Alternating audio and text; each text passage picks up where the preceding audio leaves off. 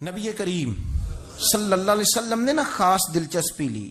جب حضور جتنا عرصہ تک مکہ شریف میں تشریف فرماتے تو زیادہ وقت مسجد الحرام میں گزارتے، اور جب قریب محبوب صلی اللہ تعالی علیہ وسلم محبوب دو عالم علیہ السلام مدینہ طیبہ تشریف لے آئے تو حضور نے سب سے پہلے مسجد قباء کی تعمیر فرمائی.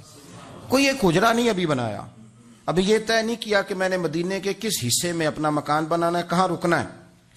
سب سے پہلے مسجد شریف کی تعمیر فرمائی اور بنفس نفیس فرمائی. وہ مسجد مکمل ہو گئی. سرکار کا قیام تھا جناب ابو ایوب انصاری کے گھر میں. تھوڑے سے فاصلے پر نظر پڑی تو ایک کھلا میدان موجود تھا. 2 یتیم بچوں کی زمین تھی. فرمایا یہ زمین مجھے دے دو، اس میں مسجد بناؤں گا. ان 2 یتیم بچوں نے عرض کی یا رسول اللہ صلی اللہ علیہ وسلم آپ رکھ لیں، مسجد بنا لیں. فرمایا یوں نہیں بھائی، پیسے دیں گے. اسلام یہ نہیں کرتا کہ بندے کی حیثیت سے زیادہ اس پر بوجھ ڈال دیا جائے.